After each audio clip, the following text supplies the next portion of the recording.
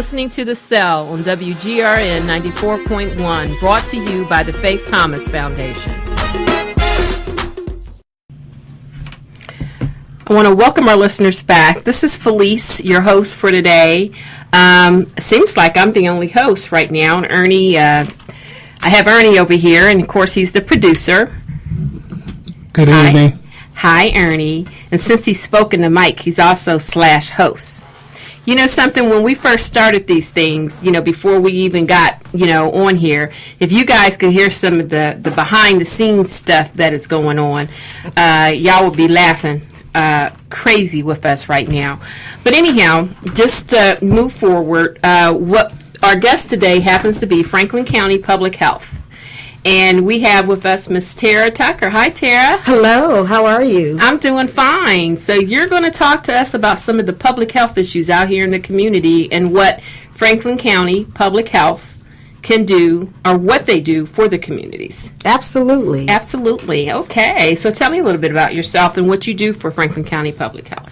Well, I am what they call a performance improvement and accreditation coordinator. This is a long name. That's a long name. Very much so. But essentially what I do is quality improvement for all aspects of Franklin County Public Health, as well as the coordinator for our accreditation with the Public Health Accreditation Board, or also known as FAB, because everything has an acronym nowadays. So okay. It's FAB, which is PHAB. It's a nationally recognized accreditation board that local health departments throughout the country are more and more signing on to. They go through a very rigorous process to be accredited. And in fact, here in Ohio, all local health departments have been notified that they must be accredited through FAB by 2020. 2020? Yes. Okay. Well, that's at least by being accredited, we know that the services or the organizations who are providing these services are meeting, are held to certain standards. Absolutely. There's a whole standards and measures booklet that we have to meet. We've been accredited since 2013, and so we are coming up again on not 2013, 2015. So we're coming up on our 5 years of accreditation, and we are about to go through our reaccreditation process. So I'm responsible for that, as well as the annual report that has to go out every year as far as what have you done throughout the year for all different aspects of the department. Just a lot of different reporting, a lot of different facts and figures, things of that nature. So it's a pretty heavy duty responsibility. I was going to say that sounds like a heavy duty responsibility, and I know that how long have you been in this position? I've been in this position about 7 months now. Did they give you a raise? They gave me a raise. I was going to say, with all that responsibility that you have, I'm sitting here like, okay, I knew that she had another job before this, and then just by the name alone, just alone within itself is so long. Yeah, it took me the first month to learn how to say it all out at one time. And then when you talk about your responsibilities and your accreditation, I'm like listening to you, and I'm like, okay, I know for her to take on all of this, hopefully she got some money out of it. Outside of loving what it is that you do. I really do love what I do. I like all aspects of public service. I kind of fell backwards into public health, but I really enjoy it. And I've learned a lot. There's been a lot of trial by fire, but I really have learned a lot, and using my skills and, a couple of lifetimes ago with quality assurance and quality improvement, being able to kind of come into this with updated versions, because it's always a continuous aspect. It's always moving and progressing. So I really do enjoy it. Well, you're still servicing individuals and the community because you're overseeing, public health. Absolutely. Which we as the community or the public needs to make sure that there's someone out there making sure that organizations are being held to these standards. That's so exactly I thank right. you. And I know they you're got a welcome. good person in place for this, okay? I know they got a good person in place for this. Well, in dealing with public health, there's so many aspects that you guys, deal with. So we're going to just kind of try to break it down by category, if you don't mind. Sure. Okay, so one of the ones that come up happens to be family health. And up under family health, I found that there were quite a few. I mean, it seems like it's at least 15 or 16 different, things that you guys do. So I'm only going to pick out a couple of them that I felt that was really like going on right now today. Sure. And in regards to infant mortality, I know that that's one of the biggest things that they have adopted here in Columbus as far as infant mortality. So can you tell me what is some of the things that the Public Health Department is doing towards infant mortality? Well, one of the great things about working here in Columbus is that the other local health department, which of course is Columbus Public Health, we work collaboratively with them. One thing that we're doing for infant mortality, we have different programs and services that feed into the overall issue of infant mortality. One of those things is the child and maternal health. We are doing home visits and doing things for maternal child health and programs and services so that we are able to really meet the needs of the community that are really affected by infant mortality. One of the other things that we do is also related to our community cessation initiative, which of course is related to tobacco cessation. So many of the things that we deal with, you don't ever really think that it's connected to infant mortality, but it absolutely is. Yeah. Tobacco is one of the, smoking and secondhand, and even what they call now, which is fairly new on the horizon, third-hand smoke. Yes. It's very, very prevalent among babies who have been affected and families who've been affected by infant mortality. So those are some of the programs that we offer as far as not only education, but other services to help people to be able to quit smoking, for example. Okay, so, and you're so right about, when you talk about the tobacco in infants, so many people don't think about that when they're around someone else, because I used to go out in the clubs. I wasn't too much of a smoker. I tried to smoke, but then when I got pregnant with my son, he said he wasn't having it. And so I was throwing up all over the place. So I ended up quitting and I never went back, But yet I think about when I used to hang out at the clubs, I come home, I have all this smoke in my hair, and I go get the clothes. You know how you want to wear the clothes again a second time, and then you go get the clothes and they just reek of smoke. Absolutely. And then there's individuals who are handling, and I never thought about it until you just said it, that are handling babies, and they're holding the baby up to their clothes that have been smoking, especially if you're a smoker, or even that's still lingering in your hair. So like you said, you never know what something can impact another condition, and we do that now with any diseases or any problems that we have. We Correct. don't know that if we're eating this or if we're taking that, if that is something that is contributing to a health condition that we have. Yes. So that is so true on that infant mortality. I'm glad you brought that up, because it also raises another point with one of the things that we're working with Franklin County, with health equity in particular. We are really focused on the social determinants of health and how that affects people in different areas, their health based on those social determinants such as poverty, transportation, food access, health, access to care, all of these types of things that affect how we are able to receive health care. So those types of things also contribute to different chronic diseases, but, more to our point with infant mortality as well. Yeah. Another thing on the family health issue, that is the opioids crisis that we have going on. Yes. So what is, same question, what is the Columbus Public Health doing about that? Well, Columbus Public Health and Franklin County Public Health work, they have different programs and services within their own local health departments. But with ours, with Franklin County Public Health, we are working toward various grants so that we can be more entrenched in the communities with the opioid crisis. We do offer naloxone trainings throughout the county that we offer so that people can learn and understand how to administer naloxone in case of an overdose, what some of the signs of those overdoses are, and also just how to be able to help with others. We are coming up on a walk-in recovery next week that others can walk in and receive services.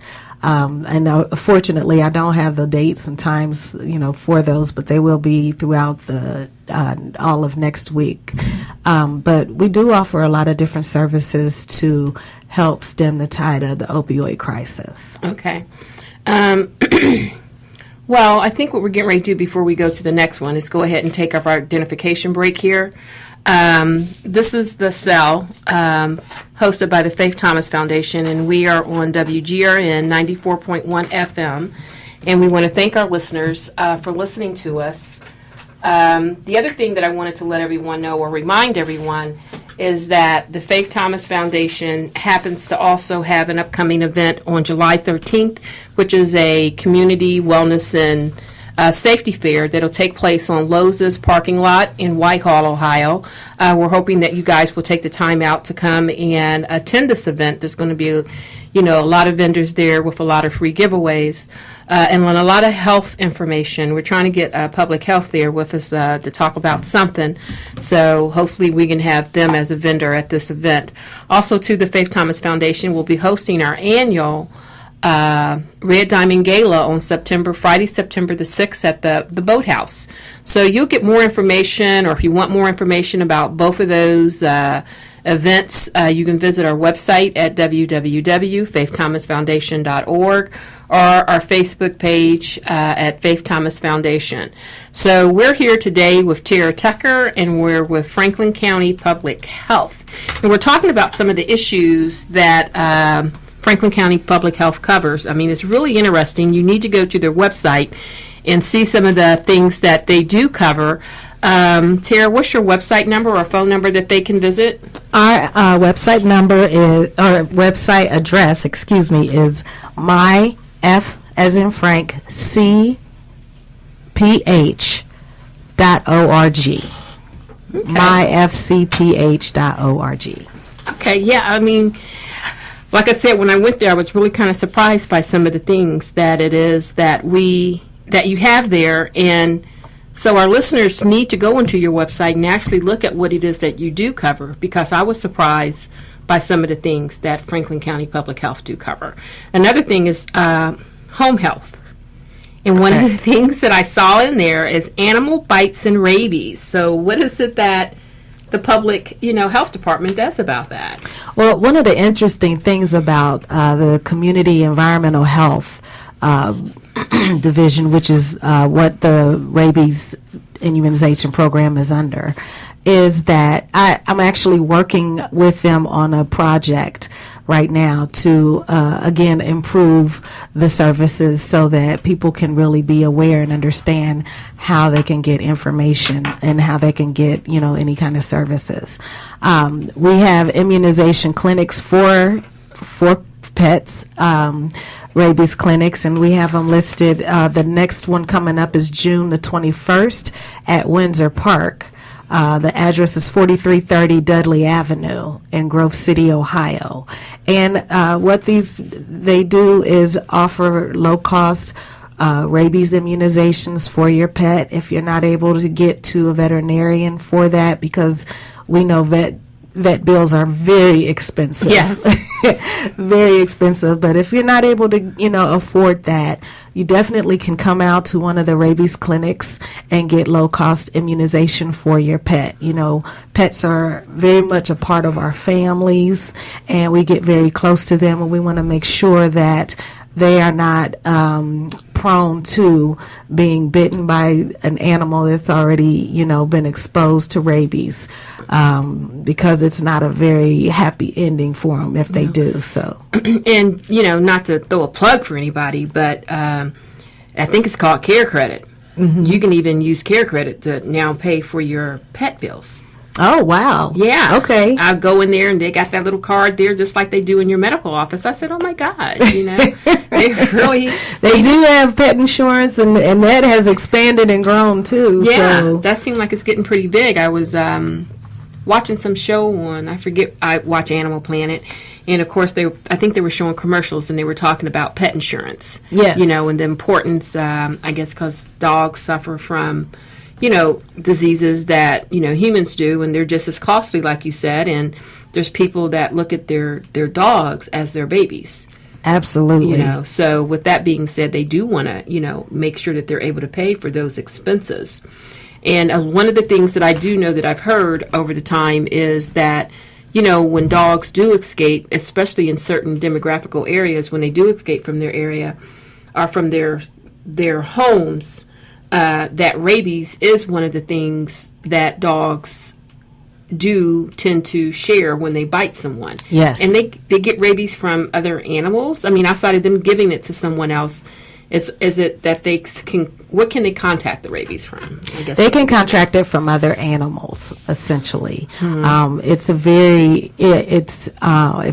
they do not have that vaccine or that booster, it's essentially a death sentence for them.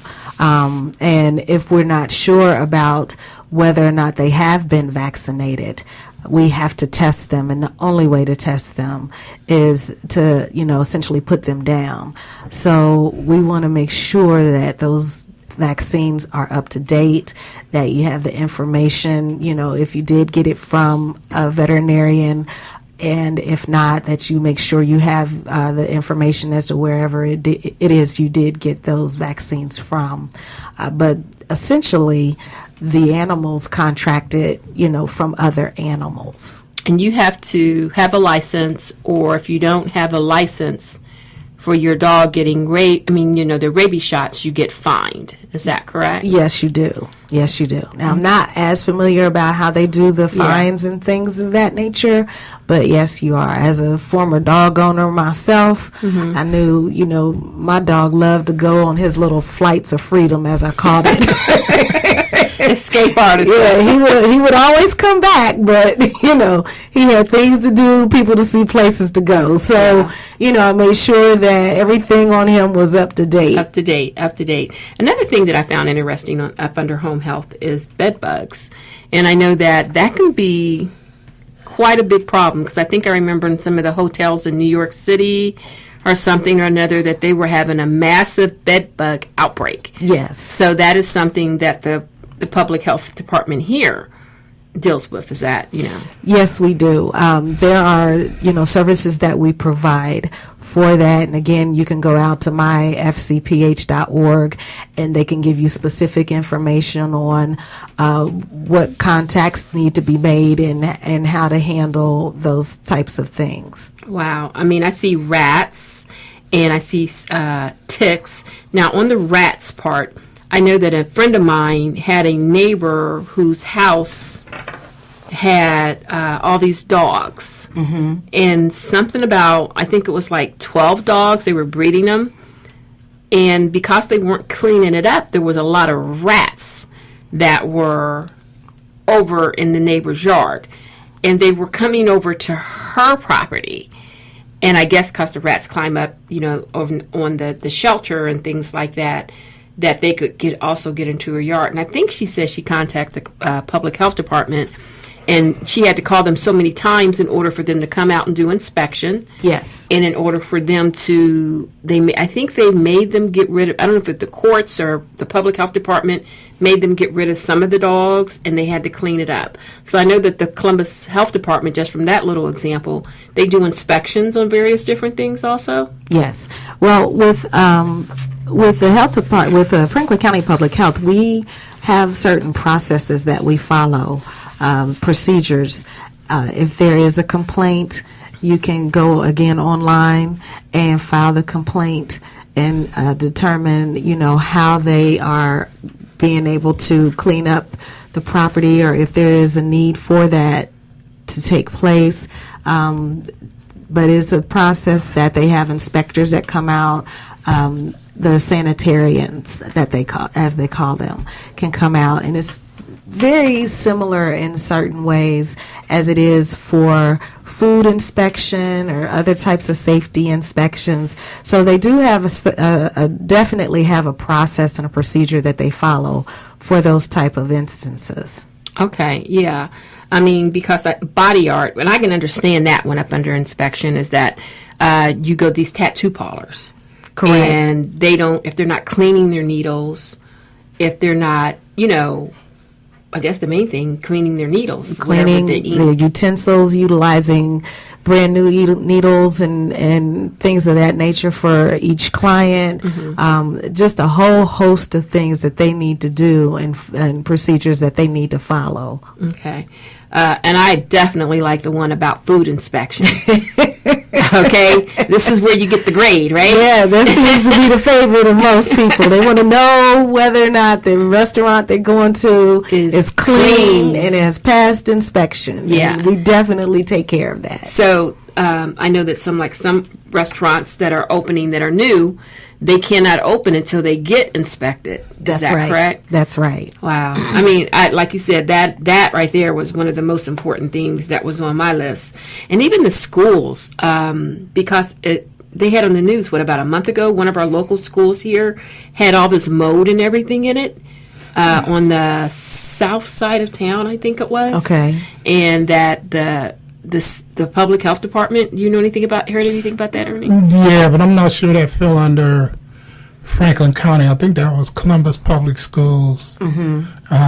Was having. It depends on some where of the you schools, are. Yeah. It depends on, because we do inspections, and we service certain areas within the county that the city doesn't actually service. So, for example, you mentioned Whitehall, that you were having an event there. Okay. We service Whitehall and Grove City, Bexley, Prairie Township, because the county is a really large area, and there's some rural areas within Franklin County.